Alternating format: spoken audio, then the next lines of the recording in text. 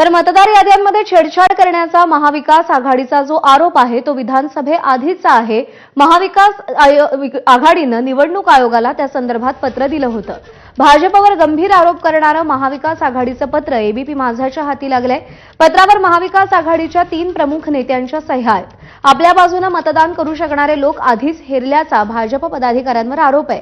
बाजूने मतदान करणाऱ्यांची नावं हिरव्या शाईत अधोरेखित केल्याचं पत्रात नमूद केलंय आणि विरोधात मतदान करणाऱ्यांची नावं लाल रंगात अधोरेखित केल्याचं या पत्रात नमूद करण्यात आलंय। यामुळे आवश्यक मतदार यादीमध्ये उरलेले डिलीट झाल्याचा आरोप देखील करण्यात आलेला आहे।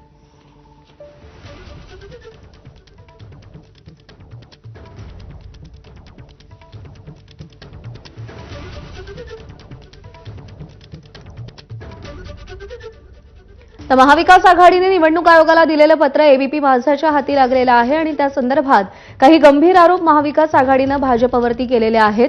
आम्हाला मतदान करू शकणारे लोक भाजपने हेरून ठेवले आणि जे लोक भाजपला मतदान करणार होते त्यांची नावं हिरव्या शाईनं अधोरेखित केली गेली, तर जे करणार नाहीत त्यांची लाल शाईनं अधोरेखित केल्याचं या पत्रात म्हटलंय। निलेश बुधावले आपले प्रतिनिधी सध्या आपल्यासोबत आहेत। निलेश, महाविकास आघाडीचं हे पत्र, अनेक आरोप करण्यात आलेत, काय महत्वाचे मुद्दे आहेत या पत्रात?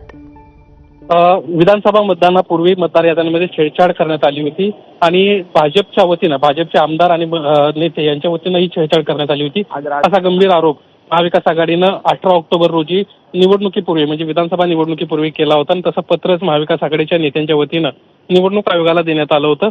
या मतदार याद्यांमध्ये छेडछाड करण्यात आली होती। तसेच भाजपचे पदाधिकारी आणि आमदारांनी मिळून हे सर्व कारस्थान केलेलं आहे। जे मतदार जे आहेत, जे आपल्याला मतदान करू शकत नाहीयेत, त्यांची नावं जी आहेत ती हिरव्या शाईनं ठळक केली होती, तर जे मतदान करू शकतात त्यांची नावं जी आहेत ती लाल रंगाने ठळक करण्यात आली होती आणि ती एका खासगी सर्व्हरवर अपलोड करून त्यानंतर ही थेट डेटा जो आहे तो निवडणूक आयोगामध्ये अपलोड करण्यात आला होता। अशा पद्धतीचे हे गंभीर आरोप असणारं पत्र आहे। या पत्राच्या माध्यमातून तब्बल प्रत्येकी मतदारसंघामधून 10,000 नावं वाढवण्यात आली आहेत आणि जी पूर्णपणे बनावट आणि फसवी आहेत असं देखील त्यामध्ये म्हटलेलं आहे।